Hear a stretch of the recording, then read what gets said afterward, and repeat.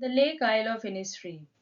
And I shall have some peace there, for peace comes dropping slow, dropping from the wheels of the morning to where the cricket sings. Meanings of the difficult words. Wheel, it is a piece of cloth, very fine and soft, worn by the women to cover the head and sometimes the face also. Usually it is white in color and we can see in the weddings. And cricket, it is a type of insect which makes a loud noise by rubbing its wings together.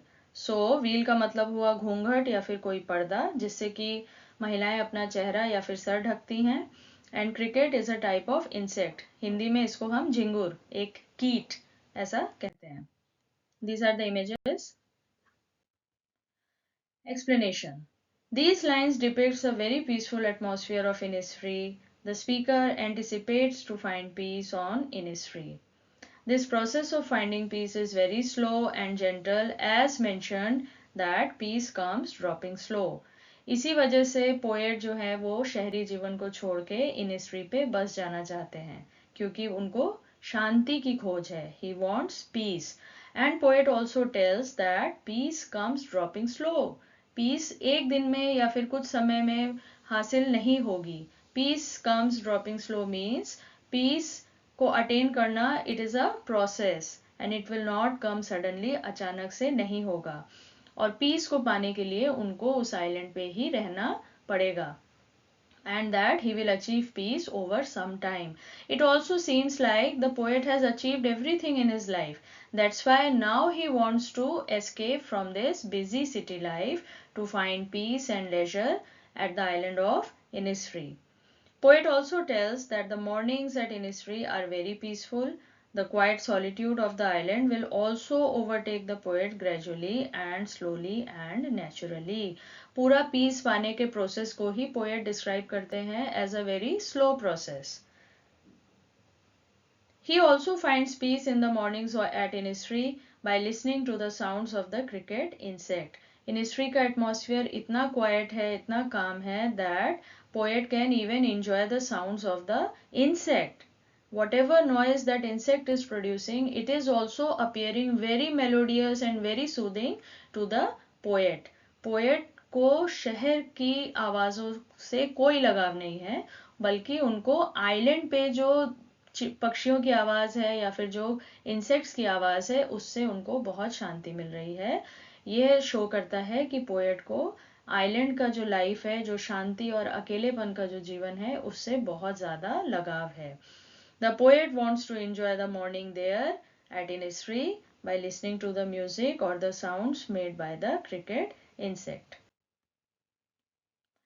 The soft, misty and the light fog engulfs the island in the early hours of the morning. And as the time passes and day begins, this layer or cover or blanket of fog also goes away, giving the clear view of the beautiful island in all its peaceful and calming atmosphere.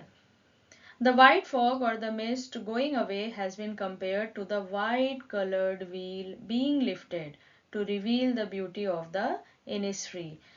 एक ऐसे island को imagine करिए जो सुबह के समय पूरी तरह से फॉग की चादर में घिरा हुआ है और जैसे जैसे स्लोली स्लोली दिन चढ़ता है, टाइम पास होता है, धीरे धीरे ये फॉग की चादर, ये मिस्ट की चादर या फिर क्लाउड्स भी कह सकते हैं, धीरे धीरे ये छट जाते हैं या फिर हट जाते हैं जिससे कि आइलैंड का एक क्लियर व्यू मिल सकता है. और आइलैंड कितना ब्यूटीफुल है ये भी पोएट इंजॉय कर सकता है. सो इसीलिए पोएट कहते हैं कि he wants to enjoy the mornings at Innisfree. Hindi explanation. इन पंक्तियों में इनिस्फ्री का बहुत ही शांतिपूर्ण वातावरण दर्शाया गया है. स्पीकर इनिस्फ्री पर शांति पाने का अनुमान लगाते हैं, इसीलिए वे पहले ही बता देते हैं कि वे शहरी जीवन को छोड़ के इनिस्फ्री के आइलैंड पे बस जाना चाहते हैं, अपना घर भी खुद बनाना चाहते हैं, अपना भोजन भी खुद ही उगाना चाहते हैं, क्योंकि कवि को लगता है कि उनको वहीं पर शांति मिलेगी. और वे ये भी जानते हैं कि शांति धीरे धीरे हमारे जीवन में आती है, इसीलिए वे शहरी जीवन को छोड़कर इनिस्फ्री के आइलैंड पे रहना चाहते हैं जिससे शांति धीरे धीरे उनके जीवन में भी बस जाए. प्राकृतिक शांति प्रकृति की खूबसूरती को निहारते हुए उससे जो उनके मन में शांति आएगी वह भी उनको धीरे धीरे ही मिलेगी। शांति पाने की यह प्रक्रिया बहुत धीमी है और कोमल है और इसको पोएट ने अच्छे से समझा दिया है। ये उनको अचानक नहीं मिल सकती है। सुबह के घूंघट का मतलब है जैसे कि मॉर्निंग ने कोई घूंघट पहना हुआ है। व्हील मतलब घूंघट, और जैसे जैसे दिन आगे बढ़ता है धीरे धीरे सुबह भी अपना ये घूंघट हटाती है, सुबह की ये धुंध भी छट जाती है और कवि को उस सुबह से बहुत ही शांति का एहसास होता है। इससे यह विचार प्रकट होता है कि शांति कोई अचानक घटित होने वाली घटना बिल्कुल नहीं है जिसको कवि ने नेचर के एग्जाम्पल से समझाया है, बल्कि यह एक शांत और स्वाभाविक प्रक्रिया है।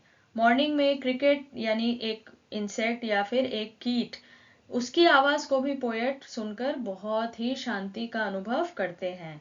क्रिकेट यानी झिंगुर, जिसकी आवाज उस शांत वातावरण में कवि को बहुत ही आनंद देती है और बहुत ही शांति देती है। ये है मॉर्निंग मिस्ट की एक तस्वीर जिसमें हम देख सकते हैं कि ये जो भी रीजन है it has been covered with the fog और द मिस्ट।